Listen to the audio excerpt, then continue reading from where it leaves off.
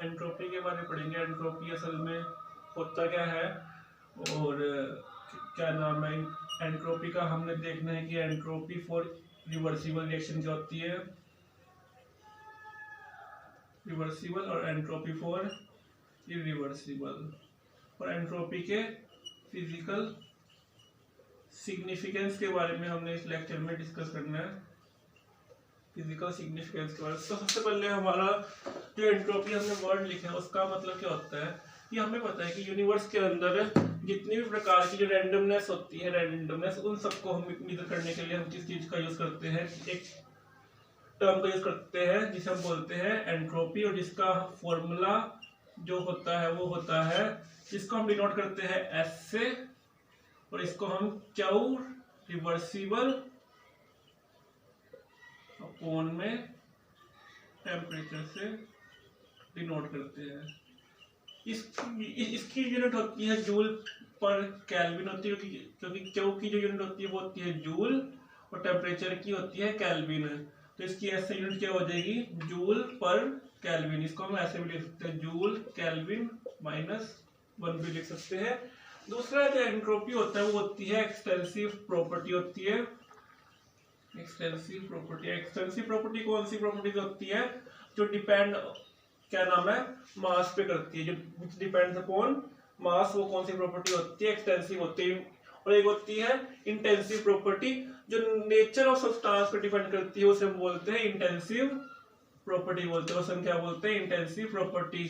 तो जो एंट्रोपी है वो एक्सटेंसिव प्रॉपर्टी है, ठीक है। तो याद रख लेना है, E for entropy, E for extensive property, ठीक है। इसकी यूनिट होती है जूल केल्विन -1, और लिखने का तरीका होता है क्या, रिवर्सिबल अपॉन में टेम्परेचर, जिसका फॉर्मूला होता है। तो अब हम सबसे पहले एंट्रोपी फॉर रिवर्सिबल और इरिवर्सिबल से पहले हम कैरनोट साइकिल की एंट्रोपी का हम निकालने की कोशिश करते हैं। हमने इसे पिछले वाले लेक्चर जो थर्मोडायनेमिक्स का आया था फर्स्ट लेक्चर, उसके अंदर हमने एक ग्राफ प्लॉट करके देखा था, और हमने एक समथिंग लाइक यहाँ से हम गए थे और एंडिंग हमारी इस ग्राफ की यहीं पर हुई थी, ठीक है। तो उसका हमने एंट्रोपी निकाला। तो हमने जो कार्नोट साइकिल में हमने एक एफिशिएंसी भी हमने करी थी, कि क्या करी थी, Q2 बाय में Q1 अपॉन में Q2 which is equal to में T2 माइनस T1 अपॉन में T2, ठीक है। तो ये हमारे पास एफिशिएंसी आई थी, तो यहाँ से हम निकालने की कोशिश करेंगे। तो इसको हम कैसे लिख सकते हैं, 1 अपॉन में Q1 अपॉन में Q2 इक्वल टू में 1 अपॉन में T1 बाय में T2। यहाँ से ये कैंसिल हो जाएगा और यहाँ से साइन भी क्या नाम पॉजिटिव हो जाएगा, तो अल्टीमेटली क्या आ जाएगा, Q1 अपॉन में Q2 इक्वल टू में T1 अपॉन में T2। तो अल्टीमेटली यहाँ से क्या आ जाएगा, जब हम इसको यहाँ नीचे ले आएंगे और इसको भी क्या नाम है हम क्रॉस मल्टीप्लिकेशन करेंगे, तो अल्टीमेटली हमारे पास Q1 अपॉन में T1 इक्वल टू में Q2 अपॉन में T2 which is equal to में कांस्टेंट, और वो कांस्टेंट को हम क्या बोलते हैं, एंट्रोपी बोलते हैं, ठीक है। तो अल्टीमेट तो फिर कार्नोट साइकिल नहीं, यहाँ पर एक चीज और उन्होंने थोड़ा जोर डाला कि हमें पता है कि हम कोई भी रिएक्शन जब हम करते हैं तो उसमें एक सिस्टम होता है, ये सब हो गया सिस्टम, और इसके सराउंडिंग में जितना भी सब कुछ हो गया ये सब क्या हो गया, सराउंडिंग। तो जैसे कोई भी सिस्टम में कोई भी हम यहाँ मान लो A+ में भी रिएक्शन करते हैं, उसको हम क्या नाम है हीट करते हैं, तो कुछ ना कुछ अमाउंट की हम क्यू अमाउंट की हीट उसको हम गिवन कर रहे हैं, हम उसको कोई ना कोई क्यू अमाउंट की हीट गिवन कर रहे हैं। तो क्यू, तो सिस्टम के पास अगर हीट जा रही है तो उसको हम किससे डिनोट करेंगे, पॉजिटिव साइन से करेंगे। और सराउंडिंग हीट दे रहा है, यानी कि उसके अंदर से कुछ लॉस हो रहा है, तो जो सराउंडिंग की जो क्या नाम है क्यू आएगा वो क्या आएगा, नेगेटिव आएगा।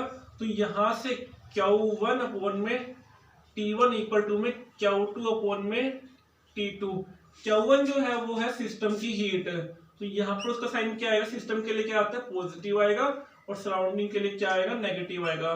तो ओवरऑल जब हम इसका निकालेंगे, जब हम इस इक्वल को जब हम इसके यहाँ पर लेफ्ट हैंड साइड में लेके जाएंगे, तो Q1 अपॉन में T1 प्लस में Q2 अपॉन में T2 which is equal to में 0। तो कार्नोट साइकिल के लिए ओवरऑल एंट्रोपी क्या आती है, 0 के इक्वल आती है। सिस्टम जो डेल्टा है ये सिस्टम के लिए भी है और सराउंडिंग के लिए भी है।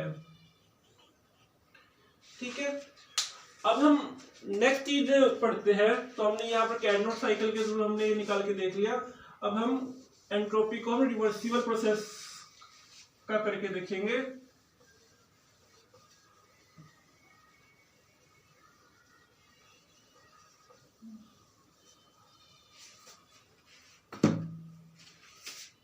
एंट्रोपी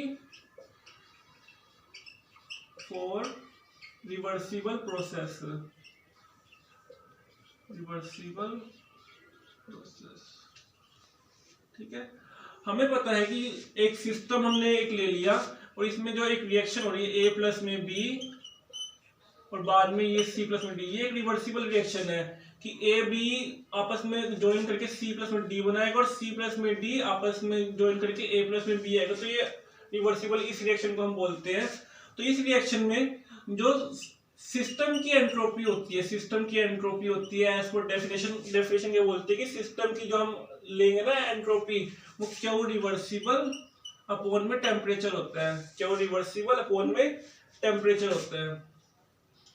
ठीक है, क्यू रिवर्सिबल अपॉन में टेम्परेचर होता है। और सिस्टम और एंट्रोपी फॉर सराउंडिंग जो होता है, एंट्रोपी फॉर सराउंडिंग वो क्यू रिवर्सिबल अपॉन में टेम्परेचर। बट सराउंडिंग के लिए हमने इसे पिछले थोड़ी देर पहले हमने जहाँ किया था माइनस आता है, सराउंडिंग के लिए क्यू की वैल्यू माइनस आती है। तो ओवरऑल जब हम इसकी एंट्रोपी को सम अप करेंगे तो हमारे पास क्या आएगा, यहाँ पर करके दिखाते हैं। क्यू रिवर्सिबल बाय में T minus Q reversible by में टी। ये किसके लिए था, सराउंडिंग के लिए, ये किसके लिए था, सिस्टम के लिए। तो ओवरऑल क्या आ जाएगा, विच इज इक्वल टू में 0 आ जाएगा कट के। तो ये क्या आ गया, total entropy for reversible process आ गया। अब हमने तो हमें पता चल गया कि रिवर्सिबल प्रोसेस के लिए एंट्रोपी क्या होती है, 0 के इक्वल होती है।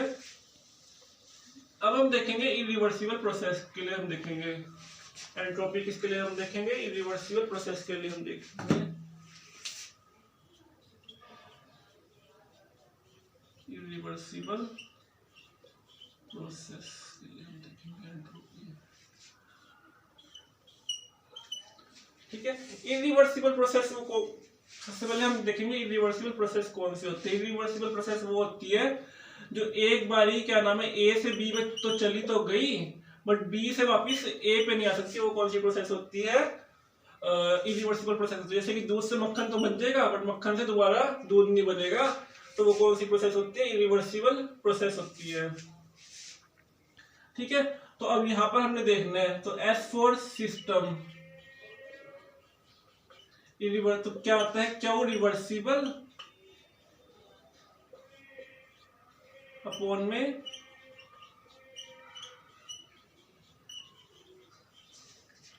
ठीक है। और सराउंडिंग के लिए क्या आ जाएगा, क्यू इरिवर्सिबल अपॉन में टेम्परेचर।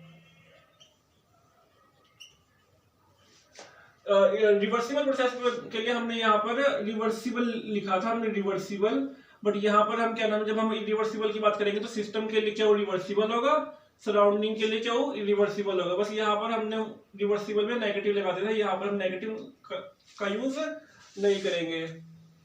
तो ओवरऑल जो एंट्रोपी इसकी आएगी वो भी हम क्या नाम है सम अप करेंगे। ठीक है, सम अप करने के बाद क्या आएगा हमारे पास, तो ओवरऑल एंट्रोपी जो हमारे पास आएगी ST which is equal to system की एंट्रोपी प्लस में सराउंडिंग की एंट्रोपी। तो वो क्यू रिवर्सिबल बाय में T प्लस में क्यू इरिवर्सिबल बाय में टेम्परेचर। अब हमें क्या देखना है, हमने फर्स्ट लॉ थर्मोडायनेमिक्स में हमने क्या देखा था, from first law of thermodynamics delta U equal to में क्यू प्लस में W के इक्वल होता है। ठीक है, तो इसके अकॉर्डिंग हमारे पास क्या नाम है, फर्स्ट लॉ थर्मोडायनेमिक्स के थ्रू हमने क्या देखा था, क्यू U इक्वल टू में क्यू प्लस में W के इक्वल होता है। तो रिवर्सिबल प्रोसेस के लिए हमारे पास क्या आ जाएगा, तो U रिवर्सिबल के लिए हमारे पास क्या आएगा, Q रिवर्सिबल प्लस में W रिवर्सिबल। ठीक है, यहाँ पर नेगेटिव आते हैं, Q इक्वल टू, ठीक है, U irreversible, Q irreversible minus W irreversible. इसको हम देते हैं इक्वेशन नंबर 1, इसको देते हैं हम इक्वेशन नंबर 2 देते हैं। तो from first and second equation, तो हमारे पास क्या आ जाएगा, इसको यहाँ पुट करेंगे तो क्या आ जाएगा, Q reversible minus W reversible equal to में Q irreversible minus W irreversible. और हमें एक चीज यहाँ पर याद रखने की, जो W रिवर्सिबल होता है वो ज्यादा होता है, तो इस हिसाब से Q रिवर्सिबल भी क्या हो जाएगा, ग्रेटर देन हो जाएगा। ठीक है, हमें पता है कि W रिवर्सिबल ज्यादा होता है W इरिवर्सिबल से, तो फ्रॉम यहाँ से क्या हमें मिल जाएगा, Q रिवर्सिबल भी क्या हो जाएगा, ज्यादा हो जाएगा Q इरिवर्सिबल से। तो अल्टीमेटली क्या नाम है हमारे पास, तो अल्टीमेटली हमारे पास सिस्टम टोटल आया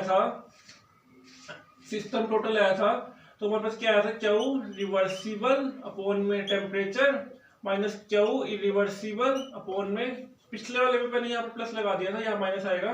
ठीक है, तो अगर क्या नाम है ये बड़ी है तो प्लस ही था, तो अल्टीमेटली अगर रिवर्सिबल बड़ा है तो अल्टीमेटली एस, अगर ये चीज बड़ी है क्या नाम है इससे, तो अल्टीमेटली क्या आएगा, एस टी भी क्या आएगा, which is equal to greater than 0। तो यहाँ से हमें क्या समझ में आता है कि जो सिस्टम की एंट्रोपी है वो इंक्रीज हो रही है। ठीक है, तो रिवर्सिबल के लिए हमारे पास एंट्रोपी की वैल्यू क्या आई थी, 0 आई थी, और क्या नाम है इरिवर्सिबल के लिए हमारे पास ग्रेटर देन 0 आई है। ठीक है, तो इस लेक्चर में हमने सिर्फ यही देखना है, नेक्स्ट लेक्चर में हम नेक्स्ट टॉपिक को हम देखेंगे। Thank you.